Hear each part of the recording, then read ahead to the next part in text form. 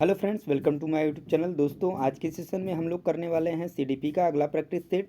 तो दोस्तों, वीडियो को लास्ट तक देखिएगा और वीडियो पसंद आए दोस्तों तो लाइक शेयर जरूर करिएगा और चैनल पे नए होंगे तो चैनल को भी सब्सक्राइब कर लीजिएगा, क्योंकि इस पर आपको सारे प्रीवियस ईयर के ऑल सेट्स जो है कि कराए जा रहे हैं, चाहे वो ऑनलाइन में पूछे गया एग्जाम हो या फिर ऑफलाइन पूछा गया एग्जाम हो, सभी जो है कि प्रैक्टिस सेट को कराया जाएगा। तो दोस्तों, आने वाले एग्जाम्स के लिए आपके लिए बहुत ही हेल्पफुल होने वाला है। तो चलिए आज का वीडियो शुरू करते हैं और आज का पहला क्वेश्चन करते हैं दोस्तों। तो आज का पहला क्वेश्चन रहा कि सीखने डैश यानी सीखने डैश आकलन आकलन और अनुदेशन के बीच के दृढ़ीकरण डैश द्वारा सीखने को प्रभावित करता है। ऑप्शन आपके रहे के लिए यानी कि सीखने के लिए आकलन आकलन और अनुदेशन के बीच के दृढ़ीकरण संबंधों द्वारा सीखने को प्रभावित करता है, या के लिए अंतर द्वारा सीखने को प्रभावित करता है, या का अंतर द्वारा सीखने का प्रभावित करता है, या का भिन्नता द्वारा प्रभावित करता है। तो यहाँ पे जो दोस्तों राइट आंसर बनेगा वो बनेगा ऑप्शन नंबर ए कि सीखने के लिए आकलन आकलन और अनुदेशन के बीच के दृढ़ीकरण संबंधों द्वारा सीखने को प्रभावित करता है। नेक्स्ट क्वेश्चन देखते हो, question number second. Question number second है कि विज्ञान के प्रयोगों में सामान्यतः लड़के उपकरणों का नियंत्रण और अपने हाथों में लेते हैं और लड़कियों से आंकड़ों को रिकॉर्ड करने अथवा बर्तन को धोने के लिए कहते हैं, और यह प्रवृत्ति यह दर्शाती है कि, तो यह प्रवृत्ति क्या दर्शाती है। तो ये चार ऑप्शन रहे आपके। पहला है कि लड़कियां नाजुक होने के कारण ऐसा काम करना पसंद करती हैं जिनमें ऊर्जा की खपत कम होती है। तो बिल्कुल बात गलत है। यहाँ पर जेंडर रूढ़िवादिता को दर्शाता गया है और जिस ऑप्शन में ऐसा मिल जाए वो ऑप्शन आपका बिल्कुल सही होगा। दूसरा ऑप्शन है कि लड़कियां बेहतरीन अवलोकनकर्ता होती हैं और बिना किसी गलती के आंकड़ों का रिकॉर्ड रखती हैं, या फिर पुरुष और स्त्री की रूढ़िबद्ध भूमिकाएं विद्यालय में भी होती हैं। तो बिल्कुल पॉइंट सही है। मैंने पहले ही आपसे कहा कि यहाँ पर जो है कि रूढ़िवादिताओं को दर्शाया गया है, जेंडर रूढ़िवादिताओं को। तो जहाँ पर मिल जाए राइट ऑप्शन बनेगा। तो ऑप्शन नंबर थर्ड में मिल चुका है दोस्तों। तो राइट आंसर जो बनेगा आपका ऑप्शन नंबर थर्ड हो जाएगा, बाकी कोई ऑप्शन इसके लिए सही नहीं होगा। नेक्स्ट क्वेश्चन देखिए दोस्तों, question number four, question number third दोस्तों, सॉरी, क्वेश्चन नंबर थर्ड है आपका कि कक्ष में शिक्षक और विद्यार्थी किस प्रकार जेंडर को करते हैं। यह सीखने के वातावरण को व्याख्यायित पर कोई प्रभाव नहीं डालता, निर्मित पर प्रभाव डालता है, रूपांतरित को क्षुब्ध करता है, या परिभाषित को क्रम प्रभावी बनाता है। तो यहाँ पर बात करें कि कक्ष में शिक्षक और विद्यार्थी किस प्रकार जेंडर को करते हैं, यानी किस प्रकार परिभाषित जेंडर को करते हैं, यह सीखने के वातावरण को कम प्रभावी बनाता है। यानी कक्ष में शिक्षक और विद्यार्थी जिस प्रकार से भी जेंडर को क्या करते हैं, परिभाषित करते हैं, वह सीखने के वातावरण को क्रम प्रभावी बनाएगा। यही यदि वहाँ पर क्या होगा कि जेंडर रूढ़िवादिताओं को अधिक जो है कि क्या करेंगे, हम परिभाषित करेंगे और भी जो है कि उसको बढ़ावा देंगे, तो वहाँ पर जो सीखने का वातावरण होगा दोस्तों वह क्या होगा, तो कम प्रभावी बनता है। ये चीज़ यहाँ पे बताया गया है। नेक्स्ट क्वेश्चन देखिए दोस्तों, question number four. Question number four है कि निःशुल्क एवं अनिवार्य शिक्षा का अधिकार 2009 में अनिवार्य शब्द का अर्थ क्या है। तो दंडात्मक कार्य से बचने के लिए अपने बच्चों को विद्यालय भेजने के लिए अभिभावकों पर अनिवार्य रूप से जोर डाला गया है। क्या ऐसा है क्या? बिल्कुल नहीं है। अनिवार्य शिक्षा सतत परीक्षण के माध्यम से प्रदान की जाएगी, ये पॉइंट भी बिल्कुल सही नहीं है उससे रिलेटेड। या फिर केंद्र सरकार दाखिले उपस्थिति और प्रारंभिक शिक्षा की पूर्णता को सुनिश्चित करेगी, तो नहीं। जबकि उचित सरकारें दाखिल उपस्थिति और प्रारंभिक शिक्षा की पूर्णता को क्या करेगी, सुनिश्चित करेगी। तो राइट आंसर बनेगा दोस्तों option number four. Next question, question number five. Question number five है दोस्तों कि निम्नलिखित में से कौन सा सिद्धांत पाठ योजना में शामिल नहीं है। यानी पाठ योजना बनाते समय कौन सा जो सिद्धांत है वो योजना में शामिल नहीं होता है। उद्देश्यों की स्पष्टता, तो निश्चित रूप से हम पाठ योजना बनाते समय उद्देश्यों को लिखते हैं, तो ये पाठ योजना में शामिल है। शिक्षण का ज्ञान, शिक्षण जो है हम निश्चित रूप से शिक्षण का ज्ञान करेंगे। शिक्षार्थियों का ज्ञान, उसका भी यानी कि हम फीडबैक लेते रहते हैं। और उसके बाद करें कि योजना की जो दृढ़ता होती है दोस्तों, तो ये पाठ योजना में शामिल नहीं होती है। तो राइट आंसर जो बनेगा ऑप्शन नंबर थर्ड आपका। Next question, question number six number question है कि अधिगमकर्ता का स्वनियमन क्या क्या अर्थ है। स्वनियमन का क्या अर्थ है? स्व अनुशासन और नियंत्रण, अपने सीखने का स्वयं अनुवीक्षणीय करने की योग्यता, विद्यार्थी निकाय द्वारा बनाए गए नियम एवं विनिमय, विद्यार्थियों के व्यवहार के लिए विनियमों का निर्माण करना।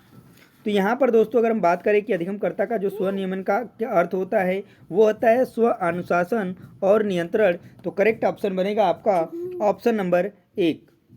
नेक्स्ट क्वेश्चन दोस्तों, क्वेश्चन नंबर 7 नंबर क्वेश्चन देखिए कि जॉन डीवी द्वारा लैब विद्यालय के उदाहरण हैं। तो निश्चित रूप से अगर आप जॉन डीवी के बारे में पढ़े होंगे तो उन्होंने एक विद्यालय के बारे में बताया था जिन्होंने उनको खोला था, वो है प्रगतिशील विद्यालय।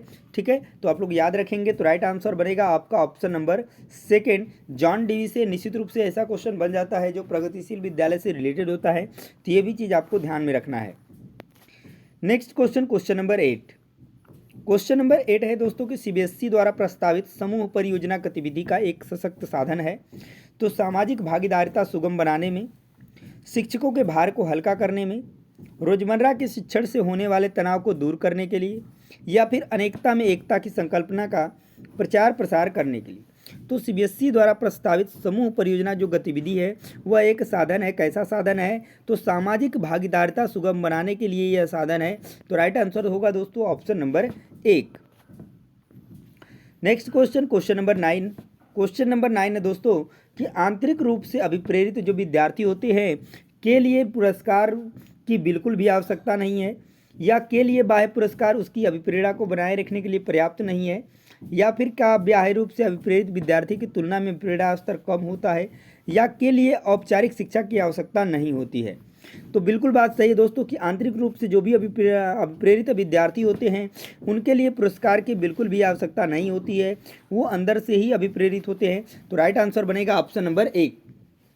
नेक्स्ट क्वेश्चन देखिए दोस्तों, क्वेश्चन नंबर 10 नंबर क्वेश्चन है कि उपलब्धि पर अभिप्रेरणा है तो चुनौतीपूर्ण कार्य करने में डटे रहने की प्रवृत्ति, असफलता से बचने की प्रवृत्ति, सफलता व असफलता को समान रूप से स्वीकार की तत्परता, या फिर बिना विचारे जल्दबाजी में कार्य करने की प्रवृत्ति। तो उपलब्धि और प्रेरणा है दोस्तों कि चुनौतीपूर्ण कार्य करने में डटे रहने की प्रवृत्ति जो है इस क्वेश्चन का राइट आंसर बनेगा। नेक्स्ट क्वेश्चन है क्वेश्चन नंबर 11 नंबर क्वेश्चन है कि विद्यार्थियों से प्रतिक्रिया प्राप्त करने का आदर्श प्रतीक्षा समय के सही अनुपात में होना चाहिए। तो पाठ्यचर्या में प्रकरण विशेष के लिए आवंटित समय, प्रश्न कठिनाई स्तर, पिछले पाठों से प्रश्नों का उत्तर देने के लिए विद्यार्थियों द्वारा लिया गया समय, या वास्तविक जीवन में प्रश्न की प्रासंगिकता। तो विद्यार्थी से अगर प्रतिक्रिया प्राप्त करने का आदर्श प्रतीक्षा समय जो है कि सही अनुपात में होना चाहिए, तो वो है प्रश्न कठिनाई स्तर है। तो राइट आंसर होगा दोस्तों option number 2। Next question, question number 12 number question है कि मान लीजिए आप विद्यालय शिक्षा बोर्ड के अध्यक्ष हैं और आप अपने अधिकार क्षेत्र के अंतर्गत आने वाले विद्यालयों की शिक्षा की संपूर्ण गुणवत्ता को सुधारने के लिए क्या योजना बनाएंगे। इस प्रकार का प्रश्न का एक उदाहरण क्या है? उच्च स्तरीय अभिसारी है, उच्च स्तरीय अपसारी है, निम्न स्तरीय अभिसारी है, या निम्न स्तरीय अपसारी है। पहली बात तो ये जो क्वेश्चन है इस तरीके का, ये तो अपसारी होगा। अब बात आती है कि यह निम्न स्तरीय है कि उच्च स्तरीय है। तो ये इस तरीके का क्वेश्चन दोस्तों उच्च स्तरीय अपसारी है। तो ये इस क्वेश्चन का राइट आंसर बनेगा option number 2। Next question, question number 13 number question है कि एक विद्यार्थी कहता है कि उसके दादा आए हैं। एक शिक्षक होने के नाते आपकी प्रतिक्रिया होनी चाहिए। क्या होनी चाहिए? क्या अच्छा उसके दादाजी आए हैं ऐसा कह देंगे आप, या बच्चे आप सही वाक्य नहीं बोल रहे हैं ऐसा बोलेंगे, या दादा आया है की जगह दादाजी आए हैं कहना चाहिए, या आप अपनी भाषा पर ध्यान दीजिएगा। तो निश्चित रूप से आपका जो प्रतिक्रिया होगा दोस्तों एक शिक्षक के रूप में, तो बच्चे आप सही वाक्य नहीं बोल रहे हैं, ये आपकी प्रतिक्रिया होगी यदि कोई विद्यार्थी कहता है कि उसके दादा आया है। नेक्स्ट क्वेश्चन देखते हैं दोस्तों, क्वेश्चन नंबर 14। क्वेश्चन नंबर 14 है कि लॉरेंस कोहलबर्ग के द्वारा प्रस्तावित निम्नलिखित चरणों में से प्राथमिक विद्यालयों के बच्चे का किन चरणों का अनुसरण करते हैं जो प्राथमिक विद्यालय के बच्चे होते हैं। पहला ऑप्शन है कि आज्ञा पालन और दंड उन्मुखीकरण, सेकंड है व्यक्तिकता और विनिमय, सी है अच्छे अंतःवैयक्तिक संबंध, और 4 है आपका सामाजिक अनुबंध और व्यक्तिगत अधिकार। यहाँ पर देखिए ये कूट वाले क्वेश्चन से ध्यान दीजिएगा, यहाँ पे राइट आंसर आपके बनेंगे कौन कौन से। तो अगर हम बात करते हैं कि यहाँ पर प्राथमिक विद्यालय की, तो प्राथमिक विद्यालय में जो यूज करते हैं यानी जो चरणों में आते हैं उसके अनुसरण करते हैं, तो वो आपका है आज्ञा पालन और दंड उन्मुखीकरण, और सी आपका है अच्छे अंतः व्यक्तिक संबंध। तो ये जो है कि 2 ऑप्शंस बिल्कुल सही होंगे। तो राइट आंसर बनेगा आपका जिसमें मिल जाएगा ए और सी। तो किस ऑप्शन में है ए और सी? तो ये है आपका सेकेंड में ए और सी। तो राइट आंसर बनेगा दोस्तों option number second. Next question देखिए, क्वेश्चन नंबर 15 दोस्तों, और आज के सेशन का लास्ट क्वेश्चन। तो वीडियो आपको कैसी लगी है कमेंट में जरूर बताइएगा, और इस तरीके के और भी वीडियोस देखने के लिए दोस्तों, प्रैक्टिस सेट करने के लिए चैनल को भी सब्सक्राइब कर लीजिएगा और बेल आइकन को भी प्रेस करना नहीं भूलेंगे, क्योंकि तभी जो है कि सबसे पहले आपके पास नोटिफिकेशन जाएगा।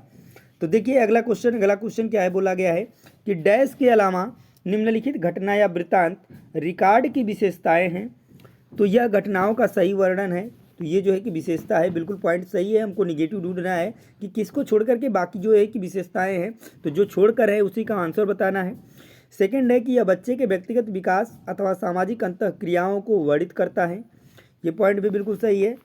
और थर्ड है कि यह पर्याप्त विस्तार से पूर्ण तथ्यात्मक प्रतिवेदन है। तो ये भी पॉइंट बिल्कुल सही है। तो चौथा ऑप्शन है कि यह व्यवहार का व्यक्तिनिष्ठ साक्ष्य है और इसलिए यह शैक्षणिक क्षेत्र के लिए प्रतिपुष्टि उपलब्ध नहीं करता। तो गलत बात होती है, क्योंकि यहाँ पे नहीं दे दिया है, तो यही गलत हो जाएगा, यानी इसके अलावा बाकी चीज़ें सही हैं। तो राइट जो आंसर बनेगा इस क्वेश्चन का दोस्तों ऑप्शन नंबर 4 बन जाएगा।